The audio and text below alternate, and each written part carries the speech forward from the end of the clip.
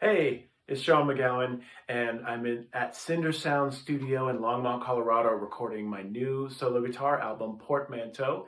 And happy to give you a little studio tour here. This is a lot of fun making this record because solo guitar playing has been near and dear to my heart for many, many years through the recordings of Earl Klugh, Lenny Breau, Tuck Andrus, Joe Pass, and so many others.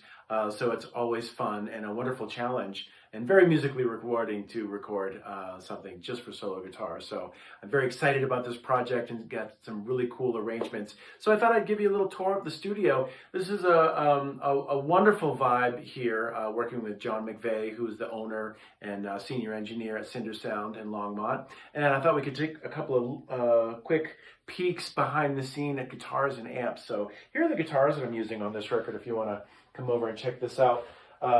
This blue guitar all the way to the left is just a fantastic 16-inch arch top built by Tad Brown Guitars, and he's in Southern California.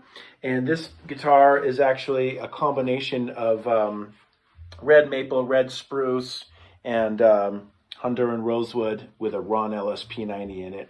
This guitar right here is LHT. It's a cadenza model made by Tyler Wells, also in California.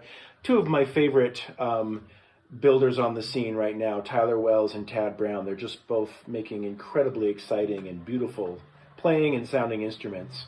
And then these two over here, I've got a blonde Solstice and kind of a violin style finish of a virtuoso guitar. These are both built by Brad Nickerson in Asheville, North Carolina. I've had this guitar for over 20 years. I made the Monk record with it and my Indigo CD, and it's a beautiful sounding guitar. This is a 17-inch Brad's traditional archtop model. And then the Solstice is really cool. If you check this out, this is a smaller guitar. It's 15.5 inches lower bout, so it's very light, wonderful to travel with. And this has kind of a G. Armand style pickup made by T.B. Jones. It's a T. Armand style pickup, which works really well. And you'll notice there's no F holes or sound holes in this guitar. So it's really great to play this in louder settings with a drummer because you won't get any feedback. And I think that design is more or less based off of some 60s guitars that Guild was making for George Barnes that didn't have any holes in them. So I'm very lucky to be able to play such gorgeous and wonderful instruments. So these are the four guitars that I'm showcasing on the record. And then come on over here, we'll just take a peek at the round table of amps that we have here. So right here, this is just kind of a Neumann style mic that's capturing room sound. And that is really nice to blend with the mic signals on the amps. So over here, this is an amp that I've had for about 30 years now. I bought it in the 90s. It's one of the Brown Fender Princetons, and I don't know honestly if this is from 61 or 62. It's right in there, but I love this amp. It just sounds great. I've got a little buffer, like a pillowcase or something, and then this is also a 90s reverb tank, and it's just such a great combination. And then all the way over to the left, you can see is a Silverface deluxe reverb that belongs to the studio. This has been highly modded. It's basically kind of like got the classic blackface mod, and this is adding something really nice to the overall guitar tone. And then finally, right in the middle here is kind of the secret ingredient, the secret sauce.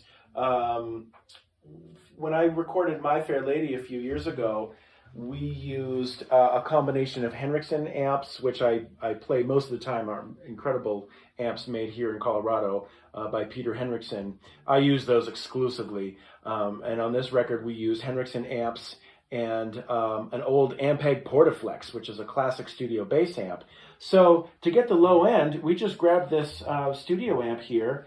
It's just a, kind of a common Fender bass amp, solid state.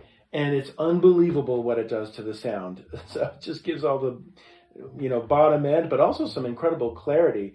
So mixing these three amps together, plus a direct sound, and you can see that over here on my pedal board. Come on over. This is basically what I use. It's very simple, but the combination of all of these sounds creates the overall guitar sound that we're going with. So what you can see on my board, it's very simple. It's just a tuner. And then for our direct tone on this record, we're using this Alex preamp made by Grace Design, also a local company here in Colorado. I've got just a little bit of reverb. It's a Universal Audio Golden pedal. And then that's another preamp. It's called the Bix. You can see it's a smaller version by Grace Design. That's kind of my road preamp when I travel. So that's pretty much it. We're keeping it simple, just a little bit of reverb, but we have 5 sources for the guitars. A room mic, 3 different amps with mics on them, and then a direct tone. So it gives us a lot of flexibility when we're mixing the sound.